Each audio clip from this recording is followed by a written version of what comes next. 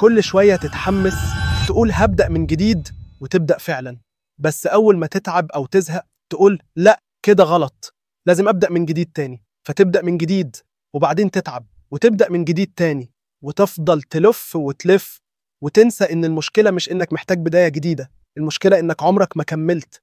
بتقنع نفسك إنك لو رتبت المكتب، لو جبت نوتة جديدة، لو اشتريت كورس جديد، ده معناه إنك رجعت ملتزم. بس خليني أقول لك حاجة، اللي بينجح مش اللي بيبدأ كتير، اللي بينجح هو اللي كمل حتى لما الحماس راح.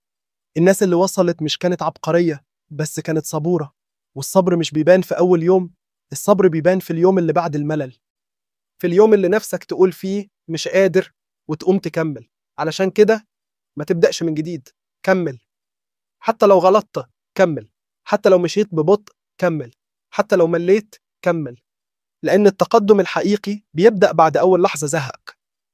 ودلوقتي بعد 6 حلقات خلصنا أول سلسلة في القناة. نقطة البداية ما كانتش مجرد كلام، كانت رحلة عن كل حاجة كانت بتوقفك من أول خطوة. كل فيديو كان نقطة صغيرة بتحركك من مكانك، يمكن فيديو منهم خلاك تفكر، ويمكن واحد تاني خلاك تعيط أو تضحك، أو حتى تقول لنفسك أنا مش لوحدي.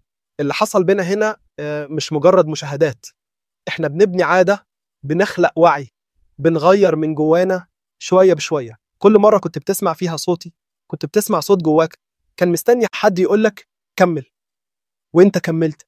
مش مهم وصلت لفين، المهم إنك ما وقفتش. وإنت دلوقتي مش نفس الشخص اللي بدأ، حتى لو مفيش حاجة باينة.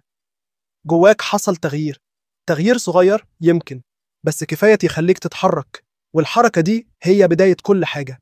نقطة البداية كانت أول خطوة لرحلة أطول، وصدقني اللي جاي مش هزار. أنا السيد ستيك، وبشكرك إنك كنت معانا في أول خطوة. اشترك في القناة علشان السلسلة الجاية هتلمسك في حتة عمرك ما بصيت لها قبل كده.